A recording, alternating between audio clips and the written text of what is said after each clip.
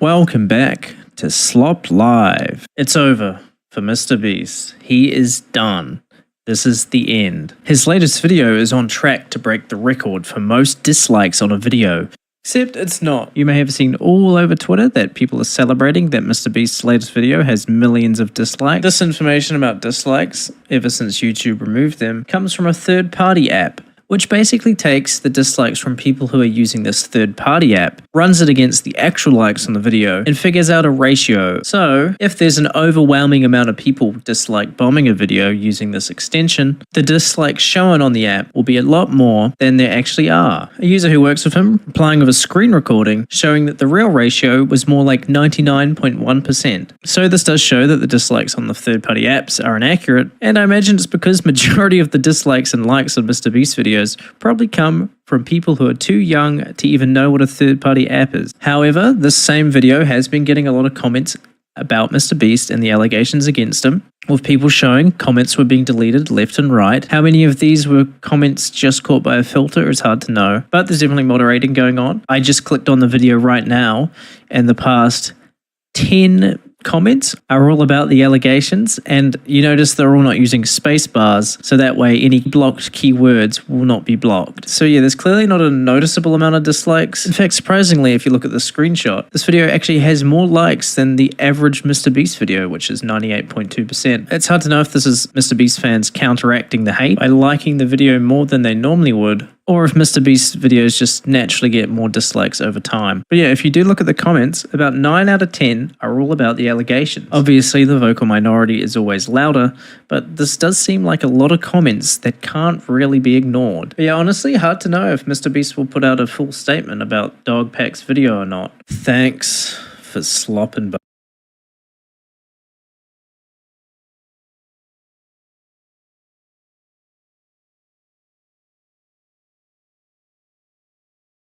Mr. Beast has just been exposed in a viral video, and it is getting bad. So last time we talked about the Chris Tyson situation, where Mr. Beast's childhood friend Chris was exposed for talking to minors in very weird ways and being a PDF file. But it turns out Jimmy also has plenty of skeletons in his closet. A recent video by Dogpack404 has gone viral titled Beast and He's a Fraud, with some serious allegations made towards Mr. Beast. Some of them include faking his videos, promoting gambling to children, conducting illegal lotteries, rigging games and videos which involve millions of dollars in prize money, which is also a crime, not giving out the prizes that he promises, false advertising, exploitation, and a whole lot of stuff, right? And the thing is, this video did not even show up in the YouTube search bar for several days, despite having 200k views, which is seriously suspicious and very much looks like a shadow ban. So let's get into this video, break this down, starting with the allegation that Mr. Beast is faking videos. But also, if what we had to film was scripted, you know, because what variables that you can't control, blah, blah. If what we did was scripted, holy shit, this stuff would be easy to pump out. Have you ever faked a video? No. But this train track is CGI, these bus wheels are CGI, this explosion is fake, this shredder is CGI, this car is digitally lifted, this pit is fake, this guy is fake, this raccoon is a paid actor, this island costs more than $1, this city is not abandoned, these buildings are CGI, but it's not your only way out. You can literally get an Uber to the airport for $20. That's not a lurker. It's just a guy. This whole room is fake. This contestant is an actor and a secret employee at Mr. Beast. They had him dive through this fake door twice. This line is scripted. This action is scripted. In fact, pretty much all the videos with Mac are scripted.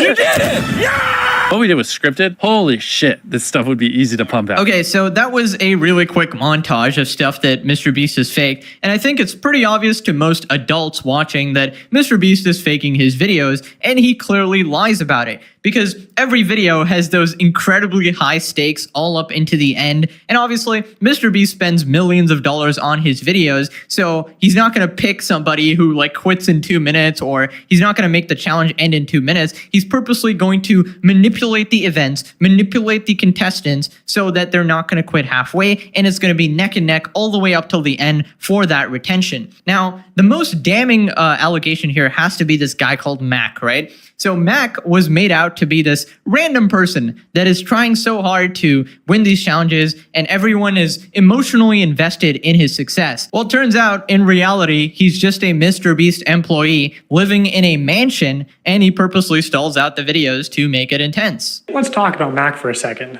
We will die. Do you understand that? I found public records showing that Mac moved from California to Greenville, North Carolina, where Jimmy is located, back in August 2023, 2 months before he appeared as a contestant. According to a former MrBeast employee, this is around the time when Mac started working full-time on the editing team at MrBeast. Also, he didn't just move into any old house, he moved into $1 million mansion. His 6,000 square foot $1 million mansion comes with a movie theater and 7 bathrooms. What are you gonna spend the $800,000 on? I mean, my life's changed now. Yeah, I'm sure that $800,000 is really going to change your life. Mac, this is a nice car. Tell me, where are we right now? We're in the place that we drove to a few minutes ago. Mac, let's cut the shit here. What have you been doing for like the last year? A lot of family stuff. What kind of family stuff? Just like, playing catch with my dad, For a year? How do you make money?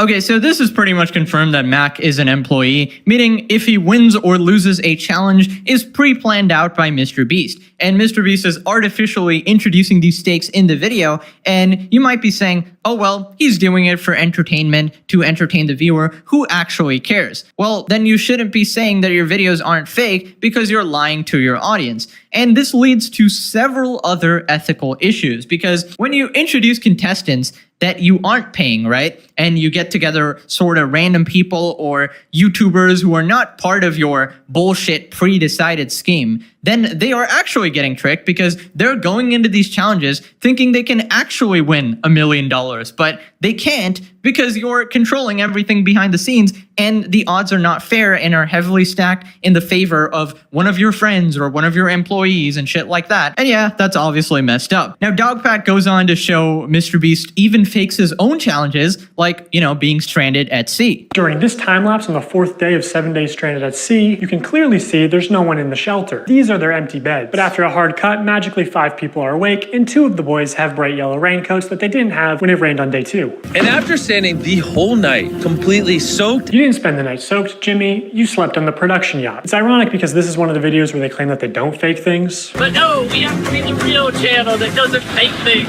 In this video, this wink was added in post. In fact, 58 was actually on the far opposite side of the room from 42, and he just didn't hear him. This whole revenge storyline was added in post. Multiple shots show how timers are edited in post. Timers are edited in post. Timers are edited in post. They also manipulated contestants' audio in post. We got 15 minutes. In general, if anything happens last second, it's fake. Or if you can hear someone's voice but can't see their mouth, the audio could easily be added in post. I literally think I'm gonna kill. Okay, so this is pretty good evidence that he's found. And honestly, I'm okay with the CGI and stuff. I understand you need that for visuals, but making people say things that they didn't say, that is just completely fake. And editing timers and stuff, I mean, you can do that or whatever if it's a TV show and stuff, but don't say it's real then. And faking your own challenges is obviously just pathetic because, when MrBeast would supposedly spend 24 hours or 72 hours buried underground or whatever, I had a little hope in my heart that, okay, at least those are real, right? And MrBeast was so insistent that they were all real, but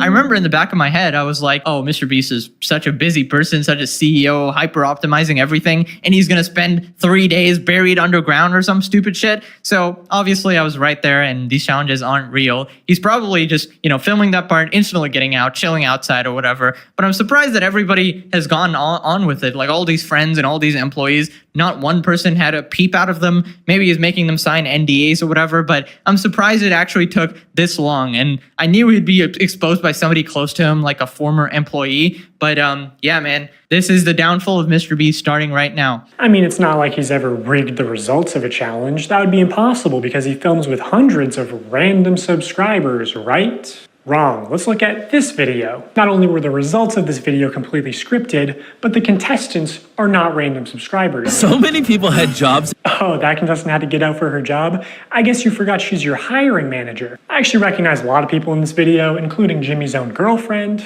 So yeah, the random subscribers you see in challenges are actually never random. They're almost always local to MrBeast, and oftentimes friends and family of MrBeast employees, or just the employees themselves. And when they do pull someone from outside of North Carolina, it's usually somebody who's in the industry, who's camera trained, who has built a following.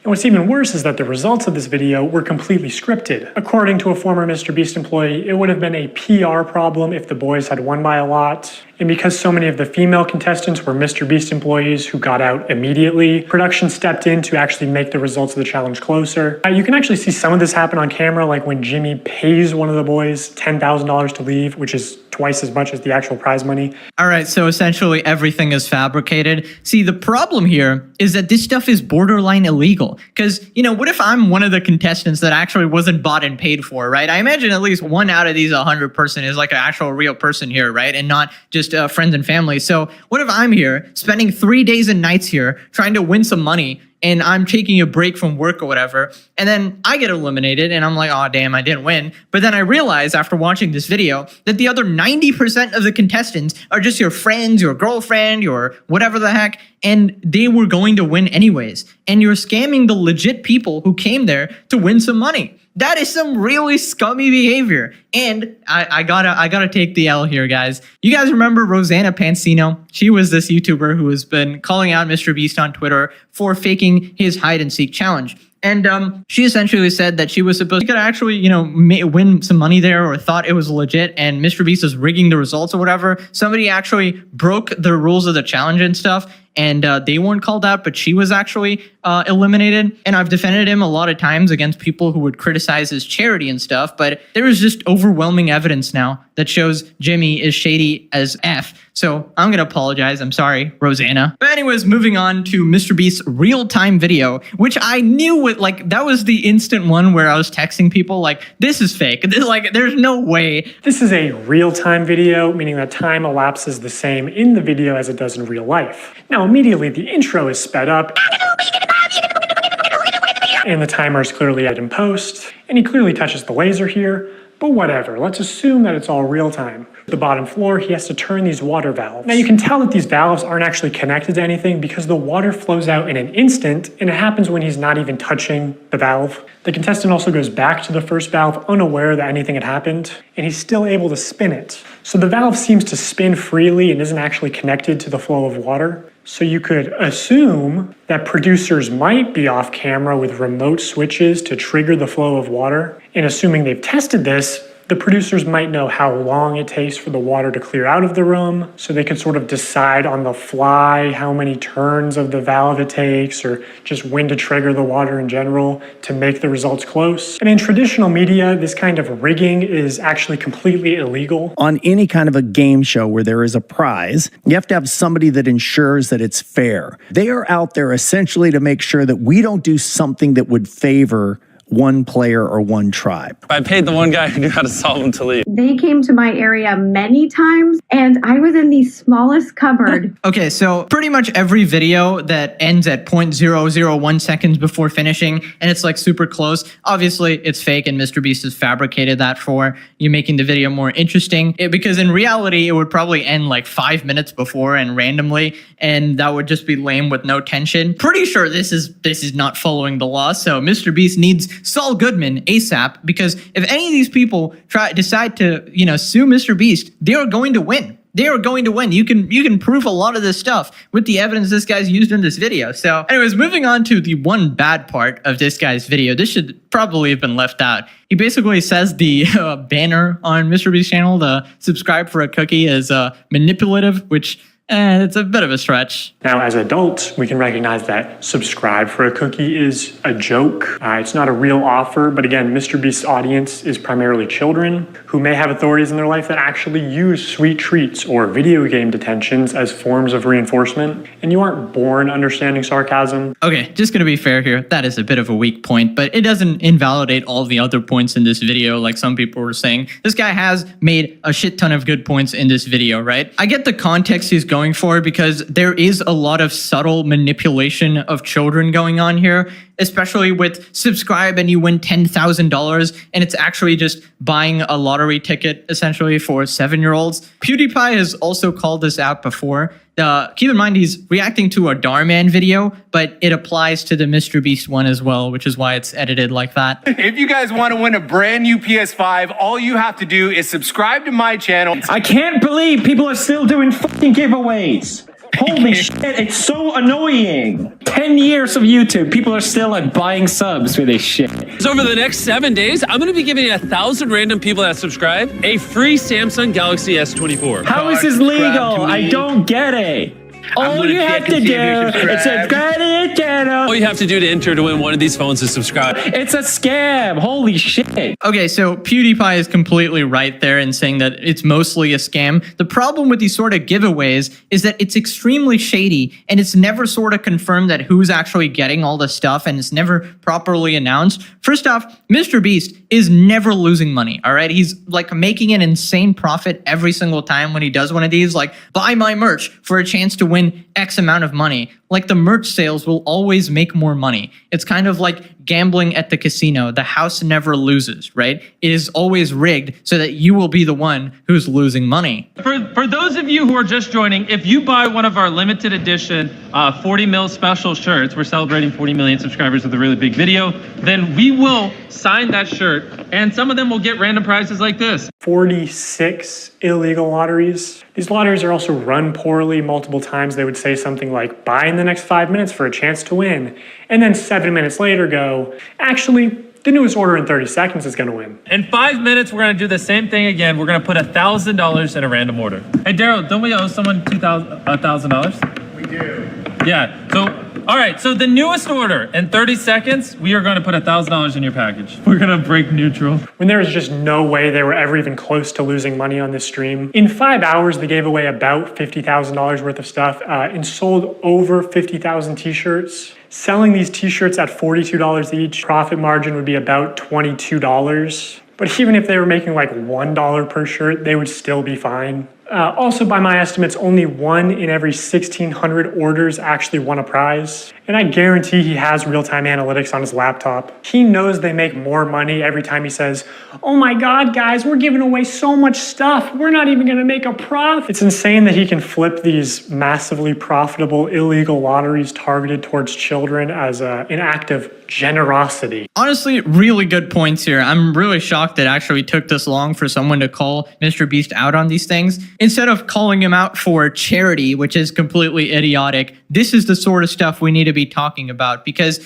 this is somehow getting past the legality, right? Because this is on YouTube and all of the stuff he's doing is pretty much illegal if he was doing it on TV or traditional media. Even on YouTube, it's a weird gray line, okay? So I don't know if any lawyers watching, you want to go ahead and investigate this? When you promise the audience that, oh, next person that buys it in 5 minutes wins $10,000, and then you nonchalantly say, whoops, you know, changing that, actually the next person in the next 2 minutes, like you're just changing the rules every single time. What about the person who specifically bought after 5 minutes after you said, just to try and win some money or whatever? They obviously got scammed, right? Now, it's very loosey-goosey, as you can say, but this is why it's in that legal gray zone, right? Anyways, this next part doesn't have as good evidence as the rest of the video because it's just Reddit, but it's a bunch of people essentially saying that they got scammed by Mr. Beast. They either didn't get their prizes or they were tricked into spending money or something like that. They only signed large t-shirts, so when they selected an order to give a prize, it was apparently always a large or extra large t-shirt. They kept saying things like, buy in the next 15 minutes for a chance to win, and then not honoring it.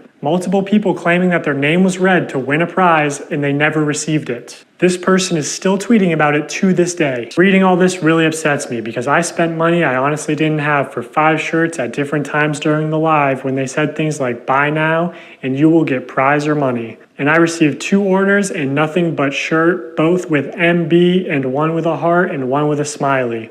I was hoping for at least a couple things for Christmas for my family. And obviously people can lie on the internet, but a lot of people are independently claiming the same things. Okay, so I know some people might say that, well, if you're stupid enough to spend money on this, you deserve to lose it. But, you know, think about it, right? It's probably some kids who are just begging their parents to buy this merch, right, for a chance to win their money. And then the parents are not really looking into it that much. Oh, my kid wants to buy some Mr. Beast merch and, you know, can possibly win some money. Just go do it, right? And then they get disappointed when they didn't get what they expected. And that one guy mad about it for, 883 days? Absolute legend. That guy is gonna haunt your grave, Jimmy. Now, this next part, somebody actually forges Mr. Beast's signature on stream. And that was like one of the reasons people were buying the merch, to get a signed Mr. Beast jacket or shirt or whatever. And that's just fraud, isn't it? I don't know. So here's a clip of Tyler maybe not forging, using Mr. Beast's signature. So Tyler signs MB, which is Mr. Beast's signature. Then he covers it, signs his own initials, TC, smirks, looks around, and then quickly slides the shirt away. Could you make it any more obvious? You know, you don't accidentally have someone else's signature as muscle memory. Hey! MB, Mr. Beast. So this is Mr. Beast's signature. No way, this one was signed by Mr. Beast. It's just got the MB, but that means it's signed by Mr. Beast.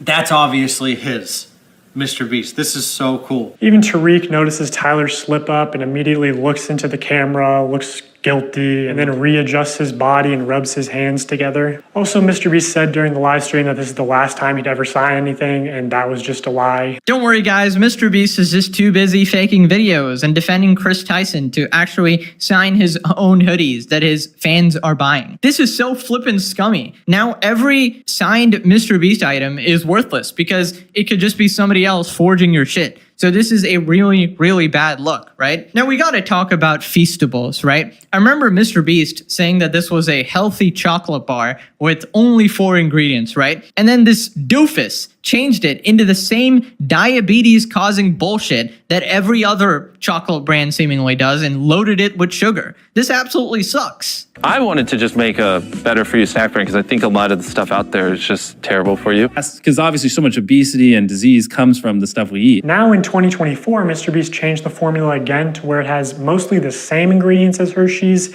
and even more sugar and more calories per bar. And this initial ad for Feastables where he calls it healthy is still getting millions of views a month. Like, Mr. Beast is bringing hundreds of thousands, if not millions, of new people to the candy aisle, whether he wants to admit it or not. People are just walking to the chocolate aisle and instead of buying Hershey's, buying Feastables. Like, people who never would have bought chocolate in Walmart are walking to the chocolate aisle specifically to buy Feastables. You're creating a new market. Exactly. Yeah. I'm bringing new customers to the aisle. I'm bringing non-obese people to the chocolate aisle. What a hero, Mr. Beast. Also, 30 grams of sugar per bar. Dude, that's almost as much as a Coca-Cola can. What the freak? Do not buy this absolute dog shit that he's calling a health food. FYI, I really hate sugar. Sugar nearly ruined my life, all right? Part of the reason I nearly died a couple of years ago from health issues was sugar. So when someone like Mr. Beast claims to release something healthy, tricking everyone into buying it, and then changing it back into something extremely unhealthy, even more unhealthy than the brand he's constantly shitting on, Hershey's, that is some sinister shit, okay? So I don't know, bro. F you, Jimmy. I'm done defending this guy, all right? I'm actually mad. I've made like 50 videos defending this guy. All right, next time you get called out for your shit, you're on your own, all right? In fact, I'm going to be calling you out. By the way, guys, there's actually some leaks where allegedly Mr. Beast was part of the Discord where Chris Tyson was sharing his prawn with minors, all right? So yeah, that's very interesting, Jimmy. So we'll be discussing that next video. Anyways, Dogpack has left us with this very last ominous sneak peek. Now be like shocked, like have your hands over your face, like you're emotional as you can be. So like have your hand reaching for it and then like be like shocked, like you're, yeah. Now act a little surprised. Like be like really shocked with your mouth open. Yeah, that is some sociopath shit. But anyways, that's basically it for today. Let me know if this video changed your opinion on Mr. Beast or what you guys thought about it in general. Stay tuned, guys. I'll see you guys next time. Bye-bye.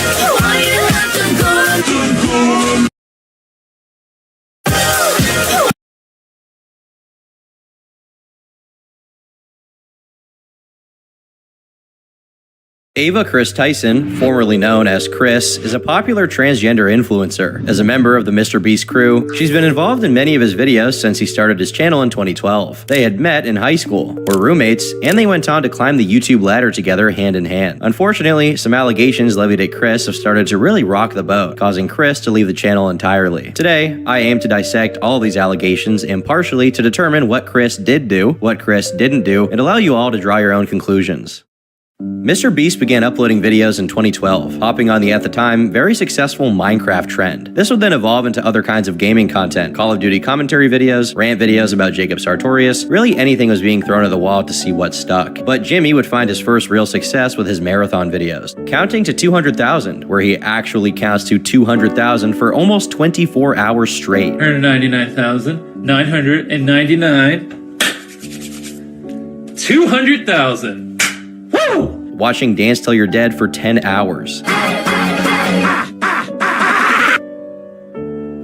We finished. Oh, all right. Well, I just sat here for 10 hours. I gotta poop. Jimmy would take on any absurd challenge that he thought could get him views. He also began incorporating his friends into his content more. And there was Chris right from the beginning. As his videos increased in budget and production value, Jimmy continued to bring his friends with him. For a long time, Chris represented the quintessential gun and truck-loving guy, an all-American icon. But this image began to change as Chris's feelings about gender also did. Chris's appearance began to change to be much more feminine with painted nails and longer hair. It was clear he was experiencing some questions about his identity, which would finally be confirmed in April of 2023 when he announced he was using hormone replacement therapy. Many were critical of this decision, as they believed Chris, being trans, would be leaving his wife and child behind. Others were supportive, and Chris defended himself by saying that he's still a good parent to his child. Those who are anti-trans of Chris, to say the least, and they weren't afraid to voice their discontent over the next few years. Enough of the fans were critical of him that in April of 2023, Sunny V2 posted a video positing that Chris's transition itself could be a brand risk for the channel, considering how many people around the world are not trans positive. At the time, many were critical of it, with even MrBeast himself responding, "Chris isn't a nightmare, he's my friend and things are fine. All this transphobia is starting to piss me off." Sunny's video got a lot of backlash, with a dislike ratio of 40%, far below his channel average. But on social media, the narrative persisted among certain creators. In June of 2024, Nick Merck said that Chris should be ashamed of himself, while MrBeast defended him, saying, "Ava is always with her kid and doesn't go on shoots to spend more time with him. Tuckman is always smiling, not sure why this rumor is a thing." Jimmy continued to defend his friend despite the hate, and with that, his channel continued to grow, reaching 300 million subscribers in July of 2024. But just as Jimmy was reaching his biggest success, he and Chris Tyson were about to face their biggest controversy. On July 16th, 2024, Agerox posted a video titled, "This video will make you hate Chris Tyson." The video goes through a series of tweets posted prior to 2020, and in these tweets, Chris expressed at the time his undying admiration for Shadman, a controversial artist known for drawing children in compromising positions. Some of these amount to lolly, meaning drawn images of underage characters in very gross contexts, basically sexualizing people who are way too young to be sexualized. Back in the day, I actually made a video about Shadman that detailed his strange history. Shad was known for controversial artwork. In 2011, he drew art of his own mother. The following year, internet animator Ed Gould, creator of popular webcomic turned serial animation Ed's World, would tragically pass away due to cancer. In response, Shadman drew him being raped by the Grim Reaper. But the extent of his depravity wouldn't surface until 2017. In January, leaked Discord messages from Shadman show him posting set photos of Daphne Keene, captioning her as being and calling her an IRL lolly after watching interviews of her. More messages from March 6th show Shad stating that he'll be rewatching the film alone so he can once again see his girl, Daphne Keene. While some have shed doubt on the veracity of these messages, it's hard to believe they're not real when only 3 days later, Shad posted an 8-image set of the actress being brutally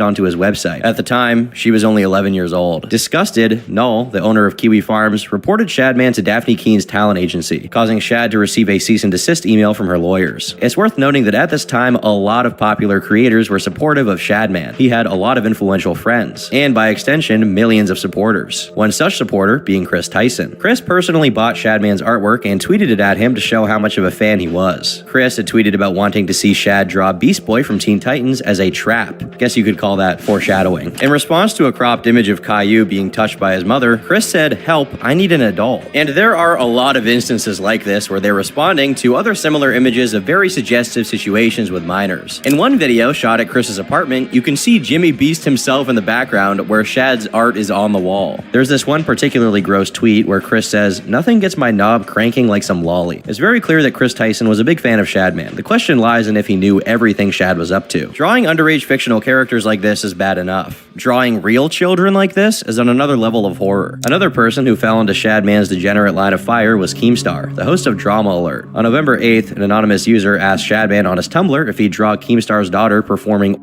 on Donald Trump. At the time, Keemstar's daughter was only 7. Shadman stated on Twitter that he'd do it if Donald Trump won. So, 3 days later, when Donald Trump won the election, Shadman decided to post art of Keemstar's daughter as a compromise for the bet. While not explicitly suggestive, the implications of even putting this image on his largely lolicon-centric site was enough to cause backlash. In response, Keemstar simply stated that he was calling the cops, not wanting to feed any more attention to someone who was capable of doing worse. So, one of his good friends came to bat for him instead. What you did by drawing this picture, putting it in context on your website with a bunch of other pictures of little naked girls was especially considering it's Keemstar's daughter. He doesn't deserve that. Why target his daughter like that? On this stream, Shadman admits that he may have gone too far. He flatters Colossal, stating that because he respected him, he was going to take down the image. However, following the conversation, he failed to do so, deciding to keep the post up on his website, as well as continue drawing very similar art in the following months. In a later edit to the description of the drawing, Shad writes that he was keeping the art archived to prove that it was not and that he would not draw any more of it. He then claims that he never actually considered going through with anything actually explicit. I highly doubt that. With it being discovered that Chris was a fan of Shad, Keemstar obviously had something to say. He commented that Chris supported Shadman, the artist that drew his daughter. This is a known fact. Privately, me and Chris Tyson even had a conversation about this roughly a month ago, as it still upsets me. But this is not the only criticism being made of Chris Tyson. It all started with this video by Prism42, a small creator who went through some old logs of Chris and found interactions with someone named Lava GS. Lava is a small creator and video editor who was a fan of Mr. Beast before he blew up, apparently being among the first 500 people to subscribe to his channel. Eventually, Lava managed to appear in a video titled, "I made 100 players escape an impossible maze." Lava, Pluto, assemble! Prior to this, he won a Mr. Beast giveaway and was sent a CSGO knife signed by him. And amidst the many interactions he had with Mr. Beast and the crew, Chris reached out to him, and they started communicating online. Prism showed Chris offering Lava a position as a stream moderator and calling him Dad, juxtaposing it with the fact that Chris was 20 and Lava was 14. Eventually, Chris sent him a snap that says, "Coming for America," along with Lava saying that he is a different man off camera. You might think that, oh man, this must be some weird 4th of July joke. Nope, it's not 4th of July. You can clearly see the date right there. This guy would have been like 15 at this point, and why are you sending a 15-year-old a message saying "coming for America"? Why are you DMing a 15-year-old anyways on Snapchat?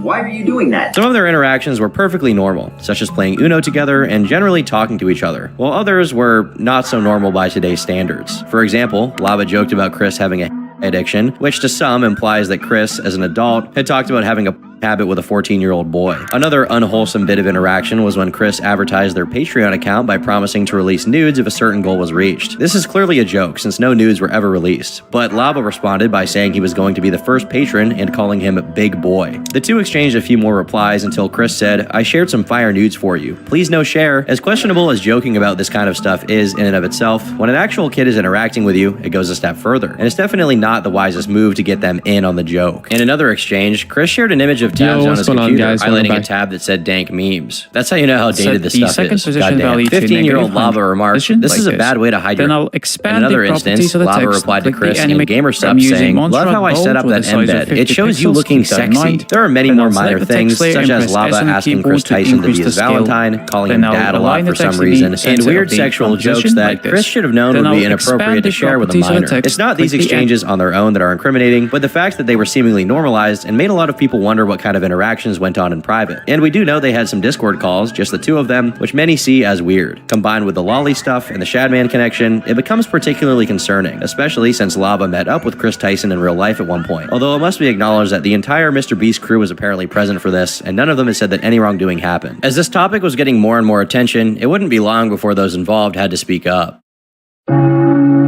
A lot of YouTubers were reporting on the allegations. Namely, content creators A Cheeto and Sensitive Society had covered the Shadman discourse and condemned Chris for being such a huge fan. Seemingly, Lava hadn't actually seen these videos and decided to include a screenshot of them in his tweet where he addressed the situation. However, what he actually said changes the narrative quite a bit. He says, "These videos are massive lies and twisting the truth. Ava never did anything wrong and just made a few edgy jokes. I was never exploited or taken advantage of. Can you do me a favor and comment on these videos and tell them to stop spreading lies? The situation takes away from children who are actively being exploited every day online. I am not a victim of anything being claimed in these videos at all." Regardless of how this potentially exonerated Chris, since Lava himself claimed no exploitation happened, this was far from over. First off, Sensitive Society responded by pointing out that he himself had never talked about the Lava situation, mainly focusing on the other aspects of Chris's questionable online activity and associations. But of course, it's also worth noting that grooming victims often don't even know that they were groomed and take a long time to realize it, some even justifying what happened to them, which cast a bit of doubt on Lava's defense of Chris. There were a few other factors that led to many people questioning the narrative, one being the very strange course of action that Prism took to get this information out there. Specifically, when he got frustrated that his investigation wasn't getting covered, he tried getting EDP445 and Chris Chan, two degenerates in their own right, to talk about Chris Tyson. This isn't a police investigation, obviously, but the way this kind of process gets handled matters if you want it to be credible, and associating it with two people who are not respected or taken seriously by anyone is certainly one of the stupidest things you can do. In addition, Prism said, "Mike Clum's documentary put me in a position where I had to release the information, despite the fact I knew Chris Tyson would delete everything once he found out. Chris found out because Lava GS is still in contact with him. It's too late for him. Not only do we have screen recordings, but there exists archive web pages as well. I'm still not done investigating him, as well as getting out the information. We'll just have to see how this unfolds." If you didn't catch that, he's basically admitting to rushing the release of this information and doing a half-assed job of it. This worsens when you take into account that he actively complained about Adrock stealing his video, when, if his genuine objective was simply to expose Chris as a predator, he shouldn't have any issue with other people also covering the same topic. He sort of walked back on this and said it was good more people were hearing about this, but still, this detracted from the impact of the expose. Another factor for people still frustrated with him is that, in his video, he said that there was much more to the situation that people didn't know, but failed to include it. To suggest someone is a groomer isn't something you can really do by leaving out those loose ends and making open-ended allusions to incriminating evidence you aren't showing for reasons. Put it in the fucking video then. Like, it's so frustrating that you've just done a 40-minute video and then it's like, there's a lot more you don't know. Why wasn't that in the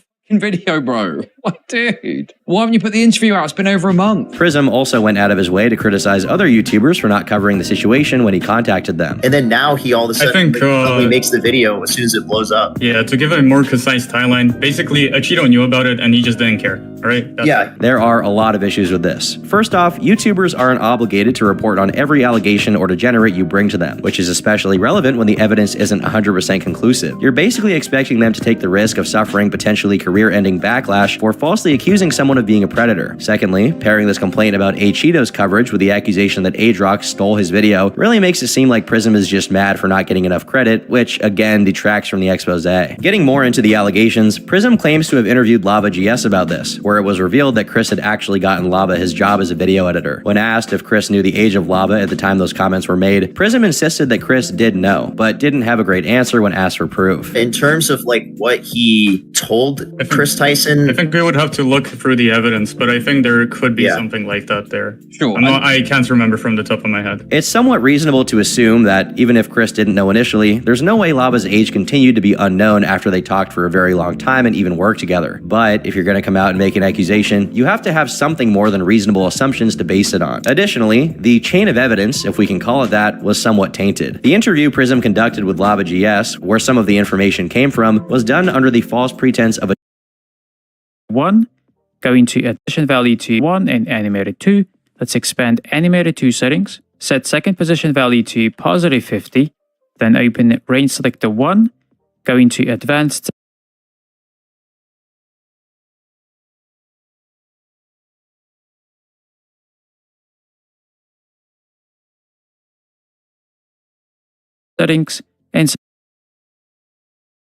settings and set both ease high and ease low to 50%. Then select animated 2.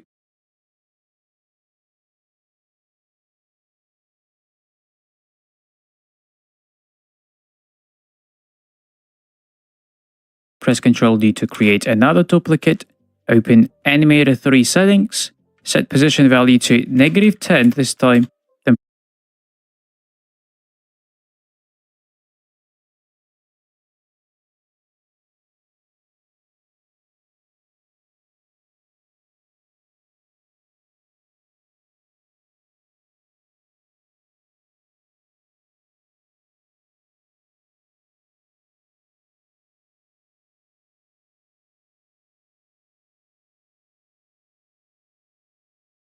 Then press U on the keyboard to see all of the keyframes. So we're going to offset each set of the keyframes by 5 frames. So let's move to 5 frames.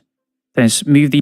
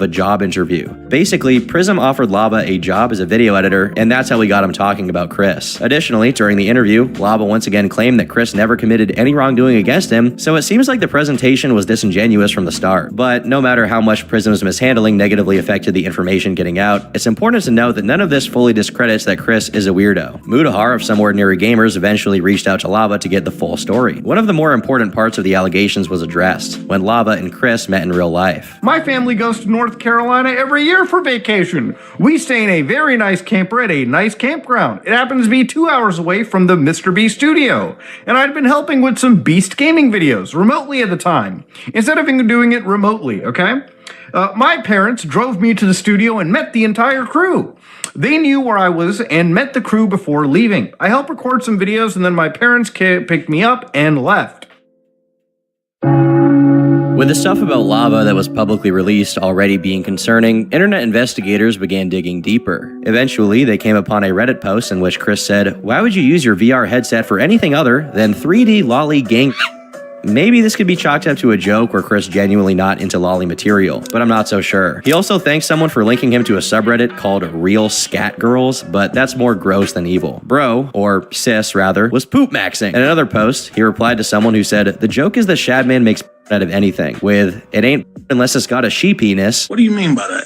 One of the more strange and disturbing turns of events is that a picture of Chris with Finster and a certain Jean Hollywood resurfaced. I'll preface this by saying that guilt by association isn't legitimate grounds to accuse someone of anything, but it is very much worth noting that Jean Hollywood was directly implicated in the Giggly Goon Clown case, being part of the Discord server where goon material was shared and praising EPI, meaning early introduction, in reference to grooming by getting kids into not safe for work content as early as possible. It's relevant to note here that Jean is also trans, and one of the recurring themes in gooning and EPI circles is grooming kids into taking estrogen. Coincidentally, Chris's Steam account, which had Lava as a friend by the way, was named Estrogen Dealer. Of course, this doesn't mean that Chris was directly associated with any of these people beyond having met Jean in real life, but it definitely doesn't look great. With all of this brewing online, a number of other allegations began to pour out. An anonymous account posted DMs that supposedly showed Chris Tyson exchanging inappropriate texts with someone when they were 14 years old. The first issue with this is that the ClipHub tweet claims that Chris was 18 when this happened, but this is patently impossible since the DM supposedly happened in 2020 when he was far older. But maybe this could be a simple case of the evidence being misrepresented by the ClipHub account. As in the DMs, the person who was supposedly receiving messages from Chris claims that they themselves were currently 18, but were 14 when the messages were exchanged in 2020. Nowhere in the attached images and videos does the person claim Chris was 18. The date is internally consistent, as the DMs show Chris talking about a Mr. Beast video that was released 4 years ago. There's also an issue with the video provided, where the person is scrolling through their DMs with Chris. However legitimate it may initially seem, since they click on Chris's profile and the link takes them to the real one, meaning this wasn't a fake account just using the same name, the word today briefly appears at the top of the chat. This would mean that they couldn't possibly be from 2020, obviously. There is an off chance that the today thing was a glitch, but again, this is more than enough to seriously discredit these specific allegations. Another set of messages was also released between Chris and someone claiming to be an underage fan. Here, we can see what appears to be Chris sending kisses and heart emojis to them, and occasionally calling them dad. There was a third evidence drop regarding Chris, this time recordings of Discord calls in which inappropriate comments were made in the presence of minors. Dude, I would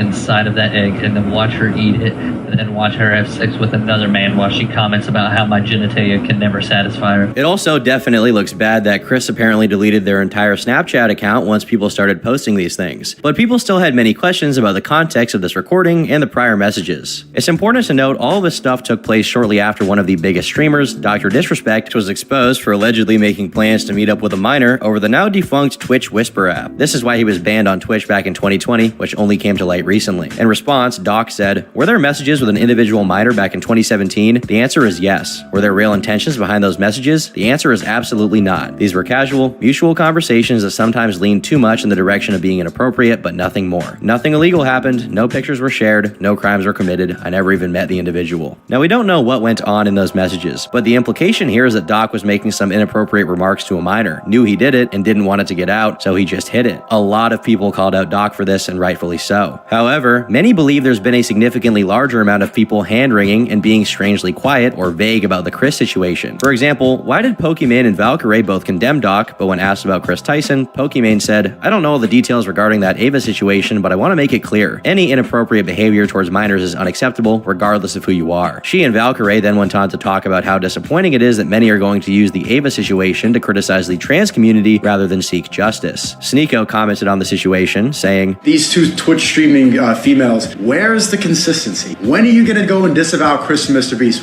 You have way more information. You actually have the receipts, and you haven't said a word yet." Immediately, Dr. Respect, ew, disgusting, worst person ever. Chris from Mr. Beast silent. And you know why?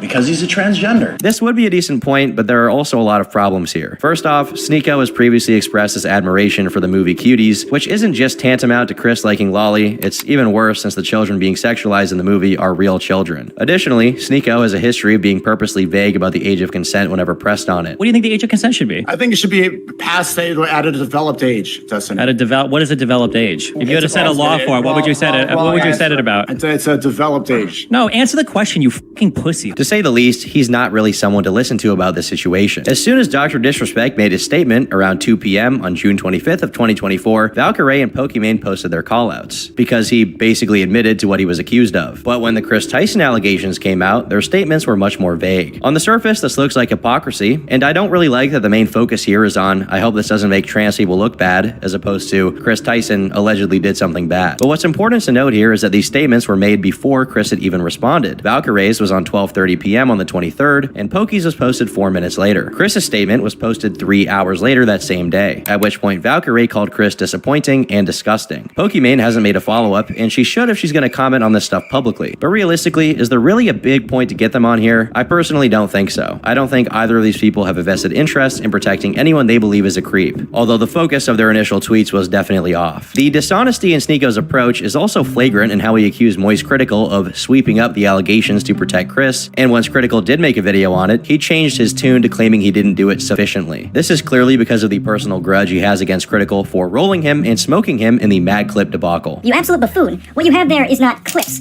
These are mags. They're mags. It's worth noting, however,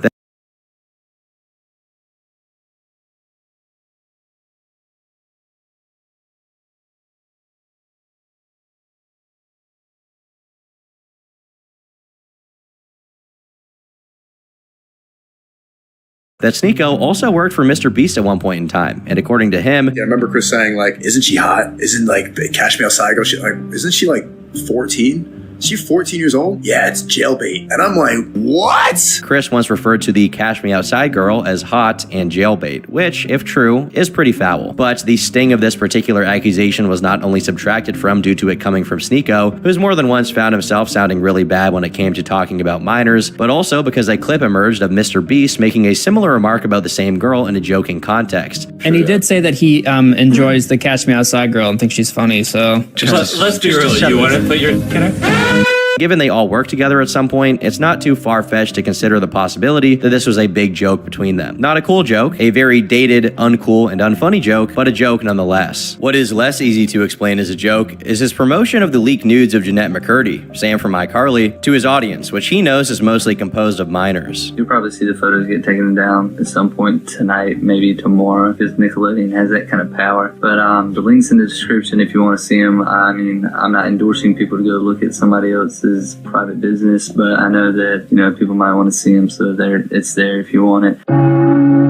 All of this commotion became so loud that a response from Chris addressing it became inevitable. Eventually, it came via Twitter, which read, "I would like to apologize for any of my past behavior or comments if I hurt or offended anyone. It was not my intent. Seeing recent events, we've mutually decided it's best that I permanently step away from all things Mr. Beast and social media to focus on my family and mental health. I want to add, I never groomed anyone. The person who gets brought up in these accusations, at LavaGS, has vocally supported that they are false. Having said that, I humbly apologize to anyone I have hurt with my unacceptable social media posts, past actions, and to those who may feel betrayed by how I used to act online. To lump these two factors together to create a narrative that my behavior extended beyond bad edgy jokes is disgusting and did not happen. In past years, I have learned that my old humor is not acceptable. I cannot change who I was, but I can continue to work on myself. I don't want these accusations to impact the hundreds of people who work at Mr. Beast, which is why I have stepped away." It's interesting that the grooming allegations are promptly denied, but none of the Shadman related stuff is even brought up, which signals that Chris doesn't even want to give that attention because of how weird it is. All there is the vague reference to bad edgy jokes, but clearly his interest in the kind of art Shadman made went beyond finding it funny. Another potential sign that Chris purposely wants this connection to be buried and never brought up is a DM Chris allegedly exchanged with a former commentary channel called Jalen, in which Chris can be seen saying they didn't know about the stuff Shadman did, which many see as a lie of the highest degree. Some people saw Chris's tweets as a sign of the tides turning, but really, the brunt of the problem was still very much undealt with. Multiple accounts can be seen coping about how this is somehow Chris being a victim of transphobia, or that the Shadman stuff didn't mean that much. On July 24th, 2024, Mr. Beast put out a statement. "I've become aware of the very serious allegations of Ava Tyson's behavior online, and I am disgusted and opposed to such unacceptable acts. During that time, I've been focused on hiring an independent third party to conduct a thorough investigation to ensure I have all the facts. That said, I've seen enough online and taken immediate action to remove Ava from the company, my channel, and any association with Mr. Beast." You'd think that Jimmy stepping in and not only addressing the situation, but announcing that he'd have a third party investigate it will put an end to this dark chapter. Ultimately, if the public debacle had ended right there, whatever findings came from the investigation would probably stay private, and that just didn't sit well with the people who wanted the full story of Chris Tyson. While LavaGS, someone closely associated with Chris and in his Discord server, threw water on the raging fire that was all of the allegations, two former mods of his server, Nathan W. and Cookie of Gods, came out to set the record straight. First, Nathan made this video about Lava's statement. "Chris Tyson from Mr. Beast used me, manipulated me, and did very inappropriate things with me while I was about 15 years old. I was actually friends with LavaGS at the time, who is the main victim of Chris that everyone has been talking about these last few days, who claims he isn't a victim, but we all know he is, and we all know he probably got paid off.